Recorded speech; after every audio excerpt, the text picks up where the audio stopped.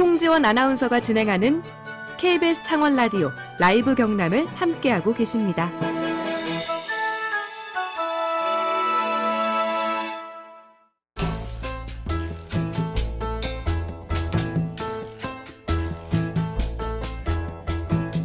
지역에서 발견하는 세상 이야기를 함께 나눕니다. 김태훈의 썰. 지역 스토리텔링 연구소 김태훈 소장님 연결돼 있습니다. 소장님 안녕하세요. 네, 안녕하세요. 네, 오늘의 퀴즈도 소장님이 한 번 더 소개해 주시죠. 네, 나균에 의한 감염증으로 균이 피부나 말초신경계에 침입해서 병변을 일으키는 만성전염성 질환은 무엇일까요? 1번 열사병, 2번 상사병, 3번 오려병, 4번 한센병. 네, 샵 2891로 보내주시면 됩니다. 나병이라고도 불렸었죠. 열사병, 상사병, 월요병, 한센병. 자, 오늘 퀴즈와 또 연관이 있는 거죠, 소장님? 네, 그렇습니다. 지난 수요일이었죠. KBS 9시 뉴스에 거창 한센인천 착촌 마을, 동산마을 이야기가 소개됐는데요. 네. 그곳 주민들이 사회적인 무관심으로 열악한 환경에서 살고 있다는 소식이었어요. 맞아요. 사실 좀 그 뉴스에 저도 지금 굉장히 좀 충격을 좀 받았습니다. 이런 게 아직도 존재한다는 것에 대해서. 예. 그래서 이제 한센인 정착촌을 둘러싼 여러 가지 이야기를 좀 해볼까 합니다. 네, 저도 그 뉴스 전할 때 참 마음 한구석이 좀 먹먹하더라고요. 근데 그 마을이 만들어진 게 1955년인데 어떻게 그렇게 오랫동안 방치될 수 있나 싶더라고요.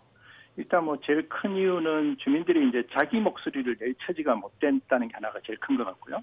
그리고 바깥에서 또 그분들 입장을 공감하고 대변해주는 분들의 숫자도 턱없이 부족한 게 아닌가. 그 뭐 가장 직접적인 이유 같아요. 예. 근데 이제 참고로 이제 이런 정착촌이 전국에 한 80여 개가 남아 있습니다. 아, 그래요? 네네. 아직도 그렇게 많이 남아 있어요. 그리고 이제 최근에 저 뉴스를 좀 검색해 보니까 여수에도 그런 정착촌이 있는데 도성마을이라고 있어요. 예. 근데 그 도성마을은 올해 도비와 시비를 합쳐서 10억 원을 확보를 했답니다. 그래서 주거 환경 개선 사업을 펼친다고 하는데 좀 경남도와 거창군이 분발을 해야 되지 않을까. 뭐 이런 그렇죠. 생각을 먼저 좀 하고요. 예. 그보다 또 본질적으로 그 한센인 정착촌이 지금 이 시대에 이렇게 좀 비참한 모습으로 계속 존속하고 있다는 이 사실이 저한테는 좀 너무 좀 가슴 아픈 일이었거든요. 맞아요. 근데 사실 이 나한자 정착촌이라는 게 우리 지역의 문제이기도 하지만 우리나라 역사의 문제이기도 하고요. 좀 더 나아가서 이른바 인류가 문명의 이름으로 근현대사에 저지른 야망과 폭력의 문제이기도 하거든요. 예. 단순히 이제 주거 환경 개선의 문제가 아니라 진짜 이 현실에 대해서 우리가 좀 많은 걸 좀 성찰해야 되지 않을까 이런 좀 생각을 해봅니다. 그러니까 문명의 이름으로 인류가 야만과 폭력을 저지른 그 흔적이 바로 이 한센인 정착촌이다라고 얘기를 하신 거잖아요. 네, 그렇습니다. 좀 섬뜩한데 어떤 내용 때문에 그렇게 보신 거예요?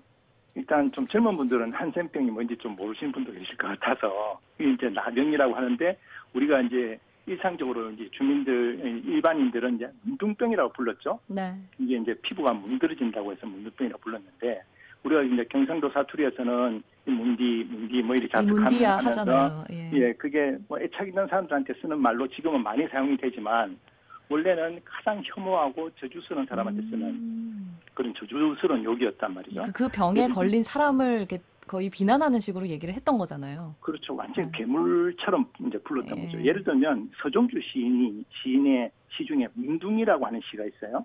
예. 거기 보면 보리밭에서 아기를 먹는다는 표현이 나옵니다. 그게 뭐냐면 그 문둥병 환자들이 으쓱한 데 숨어서 아기들을 데려다가 훔쳐서 그 간을 빼먹는다는 거죠. 아, 그런 소문이 났던 거예요? 실제로 그런 이미지가 있었어요. 그래서 굉장한 혐오와 공포의 대상이었거든요. 네. 근데 이게 왜 이런 이미지가 생겼을까? 이것도 감염병의 하나의 일종일 뿐인데 예를 들면 혈액보다 훨씬 더 전염성이 덜하고 뭐 이런 그 치명성도 훨씬 덜한데 왜 유독 이 한센병에 대해서만 가혹하게 이 사람들을 강제로 격리하고 감금하고 강제 노역을 시키고 심지어 결혼도 못하게 하고 임신 못하게 단종 수술도 시키고 임신하면 낙태 수술까지 하고 이런 엄청난 폭력이 행사됐었거든요. 예.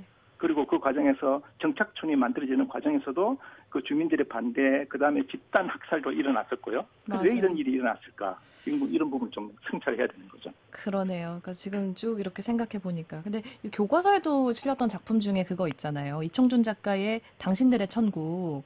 그 소록도 나환자촌과 병원을 배경으로 했던 소설인데 거기가 우리나라 한센병 관련 정책의 시발점이라고도 볼 수 있지 않겠습니까? 맞습니다. 이 소록도 병원이 그 일제시대 초기인 1916년도에 문을 열거든요.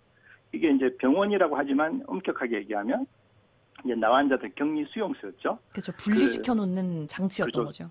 섬에다 가두는 거죠. 그래서 이제 그 소설에도 나옵니다만 뭐 단종 수술을 하고 개를 꺼내야 된다. 일종의 인종주의 같은 생각인데 이게 이제 일제 시대에서 우리가 일본은 생각을 많이 하지만 원래는 유럽에서 이 생각이 시작이 됐어요. 이 1897년에 베를린에서 제1차 국제 나회의라는 게 생기는데요. 처음 열리는데 이때 이제 의학자들하고 정부 보건 담당자들이 모여가지고 이 나병이 세균에 의한 감염병이라는 걸 정의를 하고 이걸 확산을 막으려면 격리해야 된다는 정책을 세웁니다. 그런데 이 회의에 일본의 의학자와 세균학자 두 사람이 참가를 해요. 네. 그 이들이 돌아와서 이제 일본 현재 본토와 그다음에 이제 조선의 이 격리 정책을 추진하게 되는 거죠. 근데 이제 여기에 단순히 병리학적인 문제만이 아니라 당시는 식민주의도 있었고 인종주의도 있었지 않습니까? 예. 마치 이제 유대인들을 세균처럼 취급하면서 집단 학살한 것처럼 나환자들도 마치 이거는 이제 좀 뭐랄까 이렇게 가난한 나라, 좀 문명이 미개한 민족들한테 나타나는 병이다라는 이미지를 막 심은 거예요. 예. 그러다 보니까 이 환자들을 섬에 격리해 수용하고 심지어는 이제 그 병원장이 이제 치안권까지 줘가지고 이제 폭력을 행사할 수 있게끔. 그래서 이제 그 섬 안에서 뭐 야만과 폭력이 막 일어나는 이제 그거를 이청준 작가가 소설로 고발을 한 것이죠. 예, 예. 되게 인상적으로 읽었던 또 기억이 납니다. 근데 그럼 그런 수용소랑 정착촌은 정확히 어떤 게 다른 거예요? 지금도 80군데가 넘는다고 얘기하셨잖아요. 네네. 이게 이제 한 60년대 들어오면서 이게 완치된다는 게 이제 밝혀졌어요.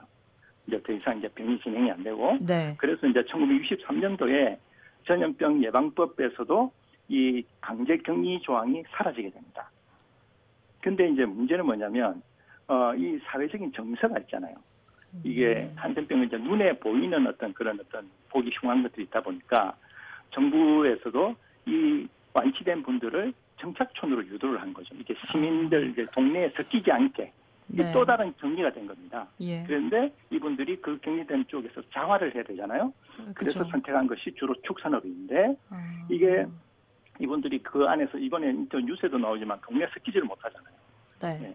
근데 이게 이제 세월이 흐르면서 환경 기준이 이제 올라가고 그리고 이제 조류 독감 같은 가축 같은 감염병 피해가 또 커지고 네. 이게 계속 이제 수십 년 동안 누적이 되다 보니까 게다가 또 정부 당국은 또 정착촌에 대해서 관심을 안 기울이고 그러다 보니까 오늘날처럼 이런 비참한 상황이 지금 남아 있는 거죠. 그죠. 방치되다가 이제 폐축사들과 얽혀서 지금 살고 계시더라고요. 그렇죠. 참 사회적 인식이 그만큼이나 참 중요합니다. 그러니까 전염성이 엄청 낮고 또 완치도 가능한 질병이 됐는데 여전히 격리된 거나 마찬가지인 정착촌이 비참한 상태로 여전히 우리 사회에 존재하고 있다는 것 자체가 참 뭐랄까요. 우리의 숙제인 것 같아요. 예, 이게 사실 이제 그 시대에 모든 나라가 격리를 동의한 건 아니에요. 이제 그 시대 19세기 말에도 영국과 프랑스는 격리가 오히려 역효과를 불러일으킨다. 격리하고 이렇게 통제를 하다 보면 오히려 이제 가벼운 증상을 앓는 사람들은 숨을 수 있잖아요. 우리도 코로나 때 그런 얘기 많이 했잖아요. 맞아요. 예. 그래서 오히려 더 많은 사람들이 병에 노출될 수 있다. 그래서 생활권에서 같이 어울려서 이렇게 치료를 해야 된다는 주장을 하는 게 많이 있거든요. 근데 우리나라는 이제 그런 병의 어떤 그 규명이 됐음에도 불구하고 정착촌이라는 이름으로 계속 방치를 한 거죠. 네. 그래서 이번에 우리가 이런 부분을 보면서 이제는 좀 우리 사회가 지역 사회가 좀 품위를 좀 가져야 되지 않을까. 그런 맞습니다. 면에서는 이런 마을 개선 사업에 좀 적극적으로 임할 필요가 있다 생각을 합니다. 예, 여수가 그랬듯이 거창도 못할 건 또 없으니까요. 오늘 말씀도 잘 들었습니다. 소장님 고맙습니다. 네, 감사합니다. 네, 지역 스토리텔링 연구소 김태훈 소장과 함께 했고요. 오늘 정답은 4번 한센병이었습니다. 양금희님, 1869님, 0225-600-1031 5분께 커피 교환권 선물로 보내드리죠. 금요일 순서 여기까지입니다. 지금까지 저는 송지원이었습니다. 함께해 주신 여러분 고맙습니다.